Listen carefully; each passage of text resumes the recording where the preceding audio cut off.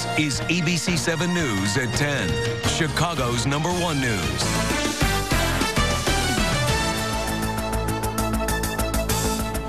Tonight's I-Team report, red flag at TSA.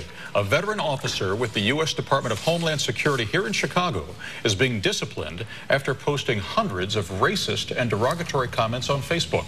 Tonight, that officer is defending his conduct in an interview with ABC 7 investigative reporter Chuck Goudie. Kathy Allen, his name is Roy Egan, and not only were Officer Egan's racial and religious rants open for anyone to see, for years he openly identified himself by name on Facebook and listed his employer, U.S. Homeland Security, TSA, the Transportation Security Administration.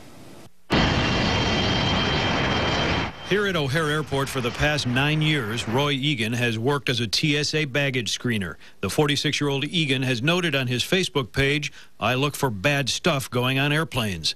But it wasn't Egan's personal data that caught the eye of the I-Team. It was his public postings such as this, calling Islam a cult that glorifies death and a filthy religion. It is a theme Egan repeated in postings just about every day, that Muslims should be exterminated.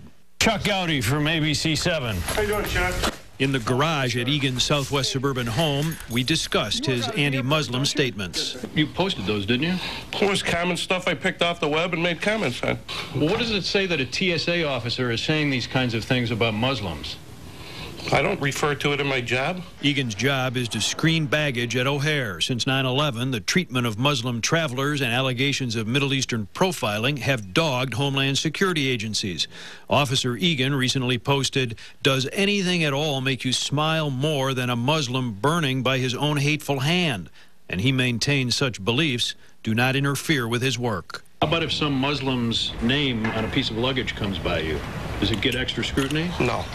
No, that's against the rules. I wouldn't do it. There's no reason for me to open it unless we're mandated to open it via the machine telling us to. Okay. All right. Anything else? I would never discriminate against a passenger. Do you understand why this has attracted our attention? I suppose. I don't hide what I do. You know, I don't think anything I've said is illegal. I don't think, and I definitely don't do anything illegal. It made me sick. I mean, it's chilling to know that somebody who is a federal employee who works at the TSA of all places can hold these views with such hatred and such intensity, and to hold them publicly on his Facebook page, unabashedly, without any sort of regret. It's scary. Egan also posted against gays, Hispanics, and blacks. He called President Obama Muslim in chief, made racial comments on Obama's skin color, and said he hoped to live long enough to see him die. He described Michelle Obama as a ghetto snipe and other names unsuitable for television. And to Attorney General Eric Holder, he posted, "Die tasting your own blood." If you read the comment, and it's based on an article that was written, and I'm just commenting on an article, I think he's committed crimes against our citizens. They should be dead? I didn't say that. I don't like the guy.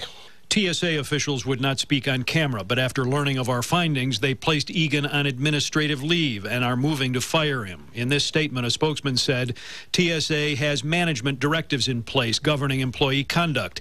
We hold our security officers to the highest professional and ethical standards.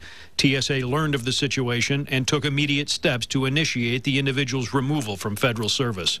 In my conversation with Egan, conducted before he was suspended, the veteran TSA officer seemed immovable.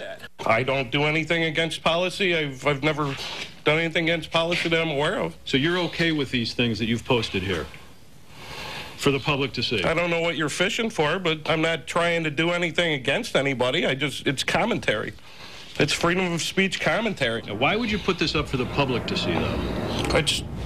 I'm not the only one. It's all over the internet. We're going to be in touch with TSA to work with them in order to ensure that this is not a situation that is replicated and that it's not a deeper problem.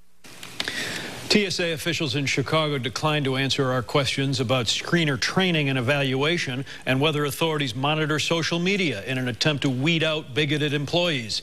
TSA does have a code of conduct that requires its employees on or off duty to conduct themselves in a way that does not cause the public to question their judgment or harm the agency's mission. After our meeting, Mr. Egan changed his Facebook page to one that will only allow his approved friends to see the postings. Interesting. Okay. All right, Chuck. Thanks. Service problems for BlackBerry.